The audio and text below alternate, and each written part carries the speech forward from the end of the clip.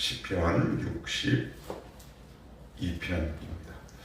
구약성경 845쪽입니다. 845페이지. 자, 1절로부터 12절 같이 한 목소리로 읽읍시다. 시작. 나의 영혼이 잠잠히 하나님만 바라며 나의 구원이 그에게서 나오는도다. 오직 그만이 나의 반석이시요 나의 구원이시요 나의 요새이시니 내가 크게 흔들리지 아니하리로다. 넘어지는 담과 흔들리는 울타리같이 사람을 죽이려고 너희가 일제히 공격하기를 언제까지 하려느냐.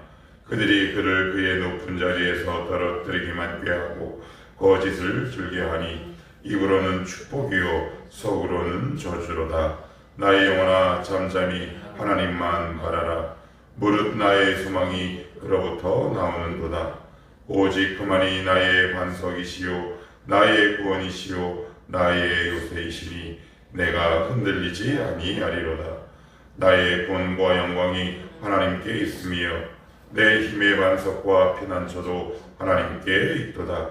백성들아 시시로 그를 의지하고 그의 앞에 마음을 도하라. 하나님은 우리의 피난처시로다. 아 슬프도다. 사람은 입김이며 인생도 속임수이니 저울에 달면 그들은 입김보다 가벼우리로다. 포악을 의지하지 말며 탈취한 것으로 허망하여지지 말며 재물이 늘어도 거기에 마음을 두지 말지어다. 하나님이 한두 번 하신 말씀을 내가 들었나니 권능은 하나님께 속하였다 하셨도다. 주여 인자하심은 주께 속하오니 주께서 각 사람이 행한 대로 갚으심이니이다. 아멘. 예, 시편 62편도 꽤 알려져 있죠. 이 복음성가 있잖아요. 나의 영혼이 잠잠히 하나님만 바라며. 우리가 너무 잘 알고 귀에 익숙한 멜로디입니다. 오늘 시편 62편은 그렇다면 어떤 배경을 토대로 다윗은 이 노래를 지었는가? 가장 유력하게 지금 추정되는 것이 그 유명한 압살롬 배반 사건입니다. 그런데 압살롬 배반 사건이 나오면 함께 나오는 인물이 있어요. 누군가요? 아히도벨. 그래서 여기 보시면 다윗이 이렇게 기도하죠. 아히도벨의 계략이요 모략. 그래서 그것을 무너뜨리게 해달라고 하는 기도가 나옵니다. 자, 우리 거기와 관련돼서 시편 55편을 한번 보시겠어요? 시편 55편 13절 14절입니다. 시편 55편 13절 14절 제가 읽겠습니다. 그는 곧 너로다. 나의 동료, 나의 친구요, 나의 가까운 친으로다. 우리가 같이 재미있게 의논하며 무리와 함께하여 하나님의 집안에서 다녔도다. 제가 이 말씀을 설교할 때 이렇게 말씀을 드렸습니다. 여기서 표현한 친구는 누구였다? 아히도벨이었다. 아히도벨은 어떤 사람이다? 다윗과 함께 공동체 안에서 함께 기도하고 희로애락을 나눴던 사람인데 가장 친한 친구로부터 배반, 그리고 누구로부터 배반? 아들로부터. 자, 이걸 여러분들에게 한번 적용을 시켜봅시다. 내가 정말 믿고 따를 한 사람, 그 친구로부터 배반당했고, 그리고 눈에 넣어도 아프지 않을 내 새끼 압살롬으로부터 배반당했을 때 다윗은 그럼 뭘 알았을까요? 여러분이 만약에 그런 어려운 상황에 처해하면 어떻게 하시겠어요? 무엇을 배우시겠습니까? 오늘 그 이야기를 다윗은 적고 있어요. 1절 보시면 나의 영혼이 잠잠히 뭐라고요? 하나님만. 2절은 오직 그만. 5절 나의 영혼아 잠잠히 하나님만. 6절 오직 그만. 다윗은 이 어려운 큰 상처를 통해 한 가지 배운 게 있는 거예요. 하나님을 바라는 게 아니구나. 하나님만 바라는 거구나. 그러면 우리의 신앙 삶을 한번 돌이켜볼 필요가 있어요. 하나님, 저 하나님 의지하는데요. 여러분, 교회 나오면서 하나님 안 믿는 사람은 없지요. 다 믿지요. 그러나 하나님을 믿지요. 그리고 돈도 믿습니다. 환경도 믿어요. 그래서 하나님은 우리 가운데 역사하십니다. 어떤 역사를 하나요? 친구의 배신의 역사. 우리는 되게 우리 눈에 보기에 좋은 일만 하나님의 역사다라고 생각하지만 제가 여러 번 말씀을 드렸어요. 어릴 때는 깨닫지 못해요. 그러나 신앙이 자라가면 이걸 통해 하나님이 내가 뭘 배우기 원하시는구나라고 배우고 학습하는 영적 지각과 학습 능력이 생겨요. 다윗은 지금 그걸 깨달은 거예요. 내가 하나님을 바랐구나. 그러나 이제는 하나님만 바라야 하겠구나. 그래서 하나님은 하나님만 바라도록 하시기 위해 우리의 돌아온 다리를 끊어내시죠. 근데 우리의 입장에서 보면 그것이 되게 서운합니다. 되게 속상해요. 저것까지 가져가셔야 하나? 그런데 기억합시다. 하나님만 바라게 하시고 그만 바라게 하시는 하나님의 일, 역사라는 사실. 어릴 때는 절대 모릅니다. 여러분, 절대 몰라요. 그러나 신앙이 한 걸음 자라다 보면 그것마저도 하나님이 하셨구나. 우리 좀 더 깊이 들어가 봅시다. 왜 우리는 하나님의 역사를 잘 눈에 띄게 보지 않을까요? 그런데 여러분 같은 경우는 모르겠지만 저의 경험, 기도를 하다가 이렇게 하다 보면 저 속내를 성령 하나님이 이렇게 보게 하세요. 그러면 제 안에 하나님을 보긴 봐요. 목사인데 왜 안 보겠습니까? 기도하는데. 그러나 하나님만 보지 않더라고요. 그 모습을 어느 날 좋아하게 돼요. 여러분은 어떠십니까? 그렇다면 하나님은 여러분 가운데 일하십니다. 어떤 일? 하나님만 바라보게 하는 일. 다윗은 그걸 한 겁니다. 가장 사랑했던 아들, 가장 친하고 친밀했던 친구로부터 배반당한 그 사건을 통해 다윗은 지금 하나님만 바라봐야 한다는 것을 절실히 깨달은 거죠. 그렇구나. 얼마 전에 목회자 독서 모임 가서 한 목사님이 최근에 예배당을 옮긴다고 하더라고요.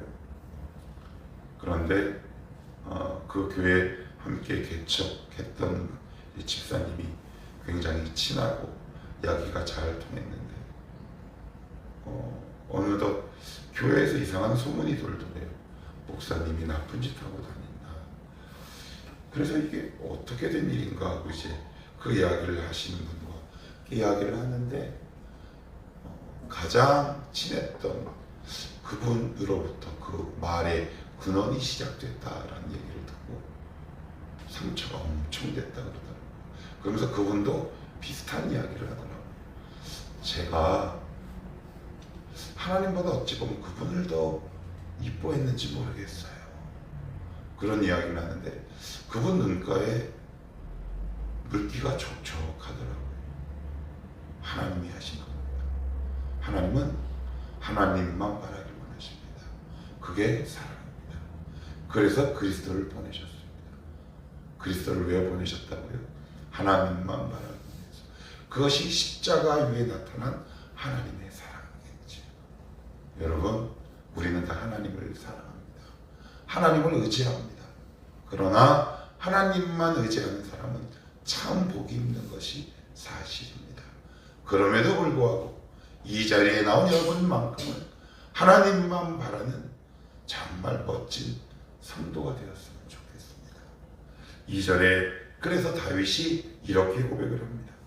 오직 그만이 나의 반석이시오 나의 구원이시오 나의 요새이시니 내가 어떻게 해요? 크게 흔들리지 않아요. 저는 이 말이 그렇게 위로가 됩니다. 그래, 흔들리긴 흔들리는구나. 다윗도 사람이었구나. 요동하지 않고, 요동은 이렇게 막 꿀렁꿀렁 흔들리는 거잖아요. 약간의 흔들림은 있지요. 그런데 여기서 그치지 않습니다. 굉장히 놀라운 발전이 오늘 이 본문 가운데 보여지는데, 자, 여기 보시면, 자, 6절 한번 보시겠어요? 자, 2절하고 6절을 비교해서 보시면 되게 재밌어요. 6절입니다. 시작. 오직 그만이 나의 반석이시요 나의 구원이시요 나의 요새이시니 내가 여기는 흔들리지 않는다 그래요. 어떻게 믿음이 어떻게 됐습니까? 자랐지요. 성장했지요. 미동조차 없어요. 처음에는 흔들렸어요. 미동이 좀 있었어요. 그러나 하나님만 바라다 보니까 어느덧 나의 믿음이 견고한 반석 위에 딱 자리 잡고 있더라. 자, 그러면 왜 나는 왜 이렇게 흔들릴까? 이유는 분명합니다. 왜 그럴까요? 환경일까요? 아니면 나일까요? 나예요. 여러분, 기도하다 이렇게 보시면 결국 환경이 문제가 아니에요. 그런데 이제 우리는 늘 환경에 집중해요. 그러나 말씀을 듣고 주님과 교제의 깊이가 더해지다 보면 자기 객관화를 통해 사실 이 환경이 문제가 아니라 나의 믿음이 문제였음을 어느 날 알게 되죠. 다윗도 처음에 어떻게 해요? 조금 흔들렸다가 6절은 아예 흔들리지 않아요. 발전했죠. 그러면 다윗을 이 과정을 통해 무엇을 배웠을까요? 그때 내가 흔들린 건 제가 아니구나. 그러니 어떻게 돼요? 환경을 품고 사람을 품죠. 제가 나에게 아픔을 줬지만 사실 내가 그 원인을 제공했는지 몰라. 나의 믿음이 연약했는지 몰라. 이 믿음이 강해지니까 사람과 환경을 품는 수준까지 가게 될 수밖에 없어요. 그래서 신앙이 약할수록 나타나는 특징이 있지요. 끊임없이 원인을 외부에서부터 끊임없이 찾는 기막힌 촉이 우리 가운데 있기 시작해요. 그러나 신앙이 낮아지고 깊어지면 흔들리지 않죠. 흔들리지 않으니까 어떻게 돼요? 누군가 그리고 무엇과도 타협하고 수용할 수 있는 넉넉한 심령이 됩니다. 여러분 최근에 어떨 때 흔들리셨습니까?